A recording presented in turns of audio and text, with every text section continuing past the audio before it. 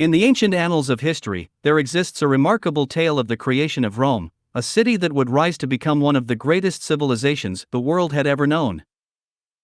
This story begins with the survivors of the legendary Battle of Troy. After the Greeks triumphed in their siege of Troy, the city was left in ruins, and many of its noble inhabitants were either slain or enslaved. Among the few survivors was Aeneas, a valiant Trojan hero, and a group of loyal followers who managed to escape the city's downfall. These survivors embarked on an epic journey across the Mediterranean, guided by fate and the will of the gods.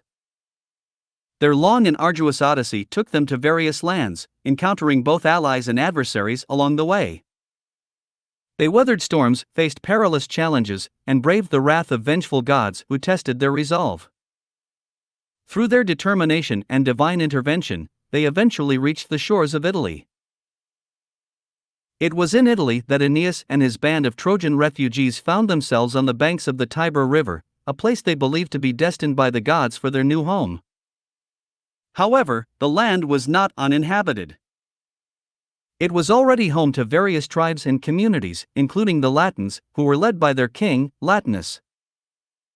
Despite their initial encounters with the Latins, Aeneas sought peace and cooperation, recognizing the potential for unity among their people. He also had a vision of a prosperous city that would one day be a great power. King Latinus, influenced by the oracles and divinations, welcomed Aeneas and offered his daughter Lavinia's hand in marriage to the Trojan hero. However, this offer stirred tensions and rivalries, including that of the neighboring Ruculi tribe, led by Turnus, who had previously sought Lavinia as his own bride.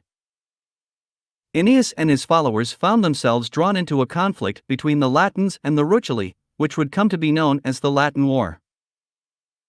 Amidst the chaos of battle, it was during a decisive clash that Aeneas's destiny would converge with the founding of Rome.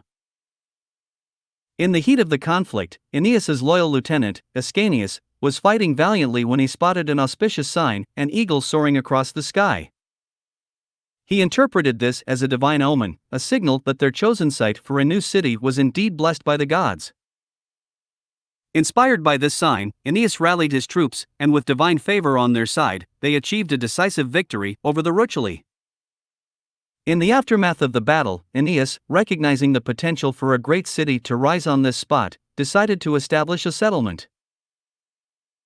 He named it Roma, after himself, as a testament to his vision and determination. Aeneas's dream was realized, and the city of Rome was born. It became a symbol of strength, unity, and destiny. Aeneas's legacy would live on through the generations that followed, ultimately culminating in the legendary tale of Romulus and Remus. The story of Rome would continue with the twin brothers Romulus and Remus, the sons of Rhea Silvia, a Vestal virgin, and the god Mars. Abandoned at birth and left to perish in the wilderness, they were miraculously saved and nurtured by a she-wolf. As they grew older, they were discovered and adopted by a kind-hearted shepherd. Romulus and Remus, guided by a divine destiny, would go on to fulfill the prophecy of their ancestor, Aeneas. They would lay the foundations for the great city of Rome, with Romulus becoming its first king. The tale of Rome's creation, intertwined with the legacy of Aeneas, the survival of Troy's refugees, and the remarkable journey of Romulus and Remus, would echo through the ages, marking the birth of an empire that would shape the course of history for centuries to come.